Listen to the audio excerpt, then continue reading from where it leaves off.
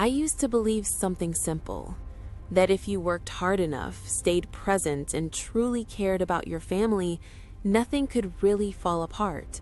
Not completely. Problems, sure. Arguments, of course. But not the kind of thing that changes everything overnight. My name is Daniel. I'm 42 years old, and until recently, I thought I understood my life. I have a stable job, a quiet house in a calm neighborhood, and a daughter, Lily, who, for most of her life, was the center of everything I did. We weren't perfect, but we were steady, predictable, safe. At least that's what I told myself. Looking back now, I realize something uncomfortable. Life doesn't usually fall apart loudly. It doesn't announce itself. It doesn't warn you. It shifts quietly. And if you're not paying attention, you miss it. It started with something small, so small that most people wouldn't even notice it. Lily stopped talking. Not completely. She still answered when I asked her questions, still came to dinner, still went to school. Nothing dramatic. But something changed in the way she spoke. School okay? Yeah. How was your day? Fine. That was it. No stories, no details, no eye contact. At first, I brushed it off. Teenagers go through phases. They pull away. They become private. That's normal, right? That's what I told myself. But then, it didn't stop. Days turned into weeks, and instead of getting better, it became more noticeable. She started spending more time in her room. Door closed, then locked. That part bothered me, not because I didn't respect her privacy, but because she had never done that before. Ever. And it wasn't just the door, it was her phone. She held it differently now, closer, more carefully, like it wasn't just a device anymore, but something important, something she couldn't let out of her sight. I remember one moment clearly. We were sitting at the dinner table. I was talking, something about work, something unimportant, and I noticed she wasn't listening. Her eyes were down, not openly using her phone, just glancing at it, waiting. Then it buzzed, and I saw something I can't forget. A smile. Not a normal smile, not the kind she used to have when we joked around. This one was different, private, like it didn't belong in that room. That was the first time I felt it, that quiet, uncomfortable pressure in your chest, the kind that doesn't scream, but doesn't go away either. Something wasn't right. I just didn't know what. And maybe, if I'm being honest, I didn't want to know. Because sometimes not knowing feels safer than the truth. But the truth doesn't stay hidden forever. It finds its way out. It was a Tuesday night when everything shifted. Nothing special about the day, no arguments, no signs, just another normal evening.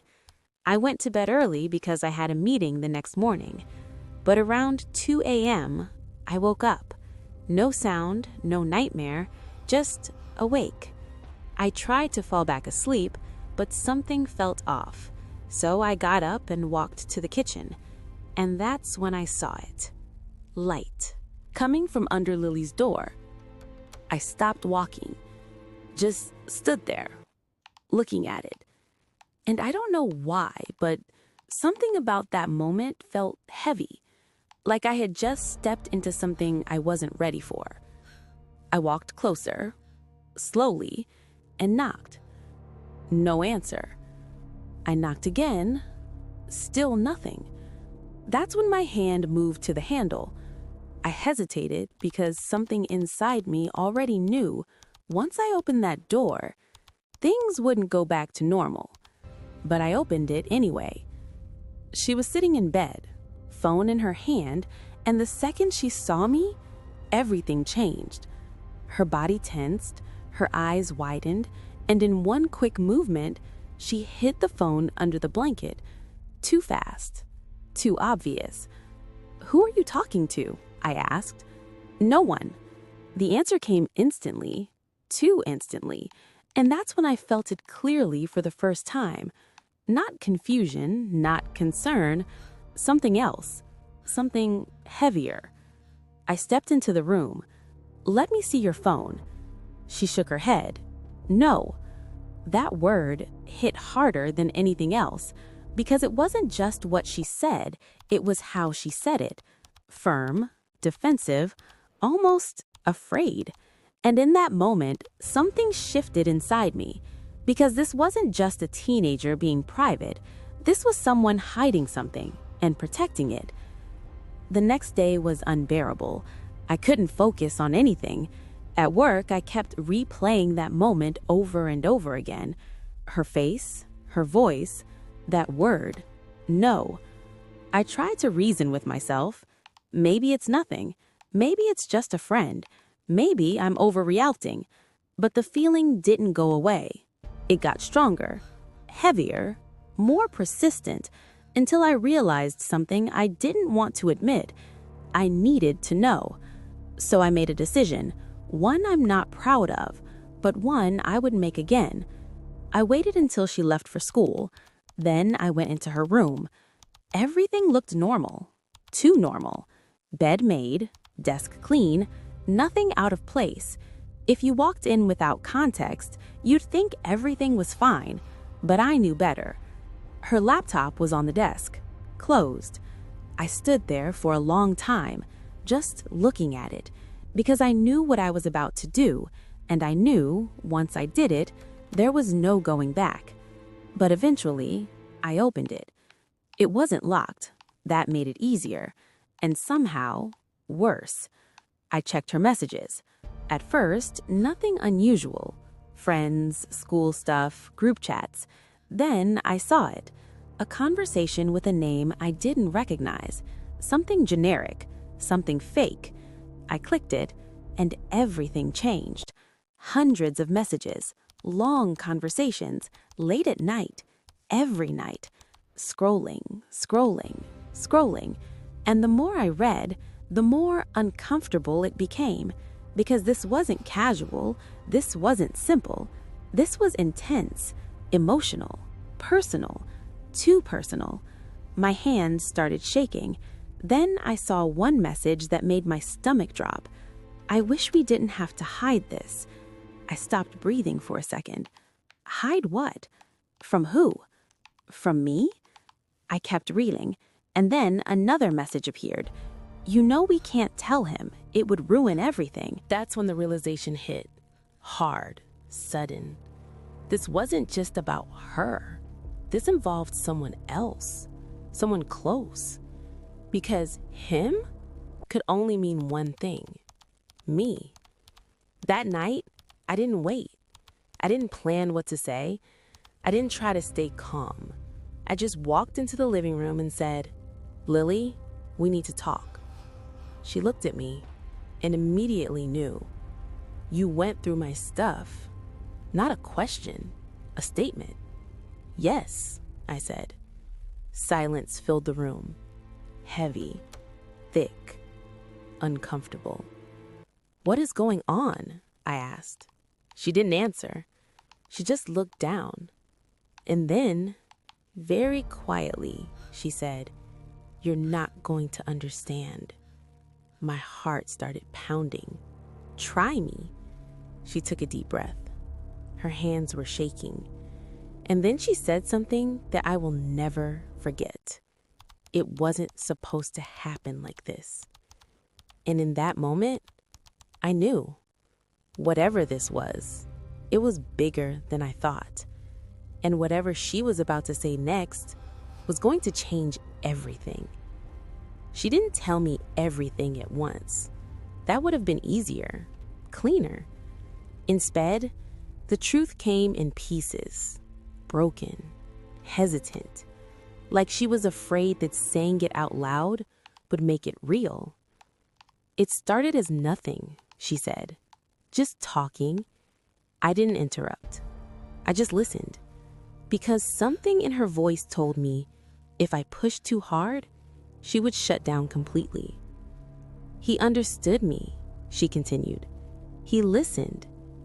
That sentence hit me harder than I expected because I realized something painful in that moment. Somewhere along the way, I had stopped listening, or at least not enough. But that didn't explain everything. "Who is it?" I asked. She didn't answer. Her silence stretched longer this time, and that silence was louder than anything she could have said. Because when the truth is simple, people don't hesitate. But when it's complicated, when it's wrong, when it crosses a line, they do. "I can't say it," she whispered. "Yes, you can." "No, I can't." My patience was slipping. "Lily, you need to tell me right now." Tears filled her eyes. "I didn't mean for this to happen." That sentence again. And now, it sounded even worse. Because now I knew this wasn't just messages. Something more had happened. Something real. Something irreversible. "Did you meet him?" I asked. She hesitated. Then slowly, she nodded. That was enough to make my chest tighten. "Where?" "Here." That single word felt like the ground shifting under my feet. Here, in my house, while I was there? Or worse, when I wasn't. My mind started racing, trying to connect pieces, trying to make sense of something that didn't make sense. "Who is it?" I asked again. This time, my voice wasn't calm. It wasn't patient. It was sharp, demanding, because I was running out of space for possibilities, and all of them were bad. She looked up at me, and for a second, I saw something in her expression. Not just fear, not just guilt, something else. Something like conflict, like part of her didn't want to protect him anymore. And then she said it. "He told me not to tell you." That sentence confirmed everything I was afraid of. This wasn't one-sided. This wasn't confusion. This was something built, something hidden, something deliberate. "Who is he?" I asked again. And this time, she answered, but not directly. "You trust him," she said. And in that moment, everything stopped. Because there are only a few people in your life that your child could say that about. Very few. And all of them are too close. My mind started going through faces. Friends, neighbors, coworkers, anyone who had been in our house, anyone who had been around her. And suddenly, every memory felt different. Every moment felt suspicious.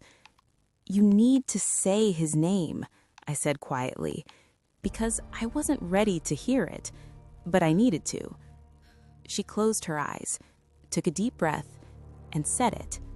And when she did, everything I thought I knew about my life collapsed.